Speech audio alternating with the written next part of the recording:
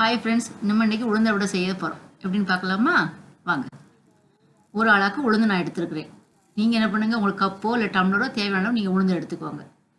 இதை இப்போது நல்லா கழுவணும். கழுவி ஒரு 2 மணி நேரத்துக்கு ஊற வச்சிடணும். ஊற வச்சிட்டிங்கன்னா தான் நல்லா அந்த மாவு நல்லா ஊறி நல்லதாக இருக்கும். இதை இப்போ கிரைண்டரில் போட்டு நல்லா அரைக்கணும். எப்படி பார்த்தாலும் 20 நிமிஷம் 25 நிமிஷம் அரைக்கலாம். அது அரைக்கிற பதம் எப்படின்னா, கையை தொட்டி தொட்டு தொட்டு தான் அரைக்கணும். தண்ணியை ஊற்றக்கூடாது. கைட்டு எடுத்து தெளித்து தெளித்து அரைங்க. எடுக்கும்போது தண்ணியை தொட்டு கையில் எடுத்து பாருங்கள். ஒட்டாமல் வரும். ஒட்டாமல் வந்தால் நீங்கள் என்ன பண்ணலாம், அப்படி வரும். இப்படி வந்ததுன்னா நீங்கள் என்ன செஞ்சுக்கலாம், எடுத்து ஒரு பேசினில் வச்சுக்கலாம்.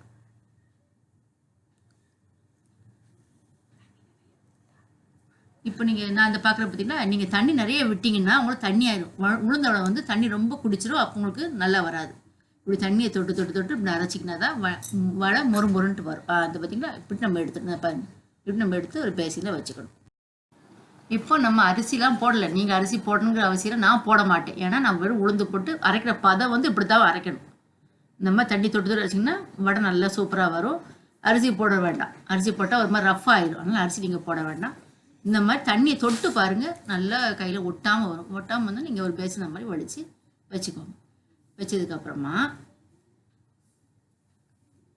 வடைக்கு தேவையான போல் நான் எடுத்து வச்சுருக்கேன் பாருங்கள். 4 பச்சை மிளகாய், ஒரு வெங்காயம், ஒரு துண்டு இஞ்சி, மிளகு, ஒரு கருவேப்பிலை.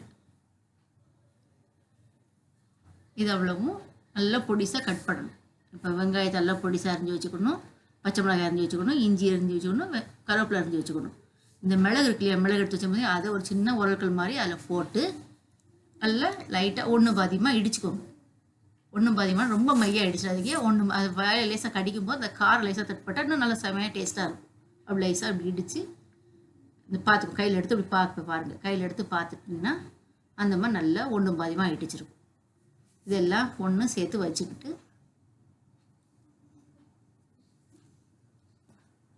எல்லாமே இப்படி இந்த பாரு இப்படி இருக்கும். இப்படி இருந்ததுன்னா நல்லா அந்த அளவு தான் அது இடிக்கணும். ரொம்ப இடிச்சிங்கன்னா வந்து மையாயிடும். மையாயிட்டுனா உங்களுக்கு நல்லா இருக்காது. மிளகு தூள் வாசம் வரும். இப்போ மறைஞ்சி வச்சுருக்க வெங்காயம், இந்த பச்சை மிளகாய் எல்லாம் போட்டு நல்லா மாவில் பிசையணும். நல்லா இப்படி எல்லாம் போட்டு நல்லா கரெக்டாக போட்டு இந்த மிளகையும் தூக்கி அதில் போட்டுடணும். போட்டுட்டு நல்லா மாவை கைட்டு நல்லா பிசையணும். பிசைஞ்சால் தான் அந்த இது நல்லா எல்லாம் ஒன்று சேரும். எல்லாம் அங்கங்கே திப்பியாக நிற்கும். வெங்காயம் எல்லாம் நல்லா அப்படி பிசைஞ்சிக்கோங்க. நல்லா அப்படி நல்லா எவ்வளோ முடியுமோ நல்லா பிசைஞ்சு வச்சுக்கிட்டிங்கன்னா நல்லா இருக்கும். அப்புறம் என்ன பண்ணணும், அந்த மாதிரி நல்லா விரவிக்கோங்க. எல்லாத்தையும் ஒன்று போல் போட்டு நல்லா கையில் பிசைஞ்சு நல்லா அந்த மாதிரி நல்லா விரவிட்டிங்கன்னா ஒரு பக்கமும் நிற்காது. இதோட சேர்த்து கொஞ்சம் ஒரு 2 டீஸ்பூன் எண்ணெய், அப்படி கடலெண்ணெய் ஊற்றி நல்லா விரவிக்கோங்க. ஏன்னா இது கையில் ஒட்டவும் ஒட்டாது, எண்ணெயும் குடிக்காது. பசங்க நல்லா கொடுக்கலாம். அதனால் நல்லா செஞ்சு இது பண்ணணும். இப்போ நம்ம எண்ணெய் சட்டியை காய வைப்போம். வடை சுடுறதுக்கு எண்ணெய் சட்டியை காய வச்சாச்சு. எண்ணெய் நல்லா காஞ்சிருக்கு. நான் ஏற்கனவே காய வச்சுட்டேன், அதனால் உங்கள்கிட்ட காட்டுறேன்.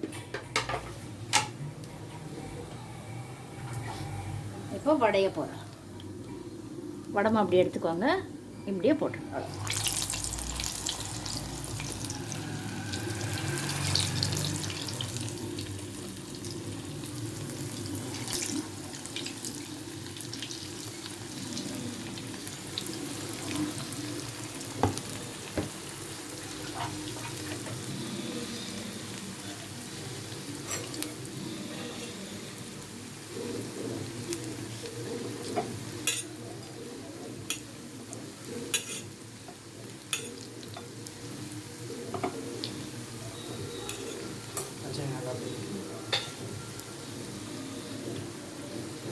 இப்போ இப்படி மேலே வெந்த உடனே இப்படி திருப்பி போட்டுக்கணும்.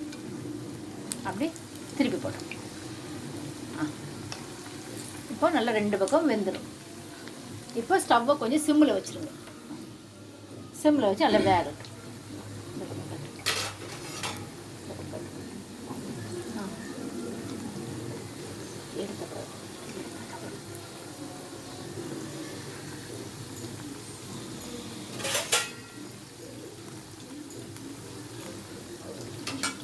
இப்போ வடை ரெடி ஆயிடுச்சு.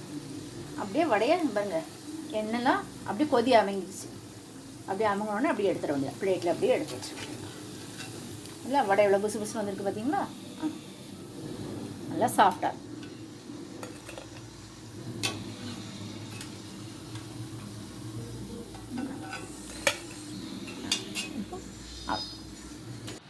இந்த பக்குவத்துக்கு அரைச்சிங்கன்னா மைதா மாவோ அரிசி மாவோ கலக்க தேவையில்லை. தனி உளுந்த மாவு குழந்தைங்களுக்கு தாராளமாக கொடுக்கலாம். உடம்புக்கு நல்லதும் கூட குழந்தைங்களுக்கு. அதனால் இதை செஞ்சு பார்த்துட்டு எனக்கு எப்படின்னு கமெண்டில் சொல்லுங்கள். வணக்கம்.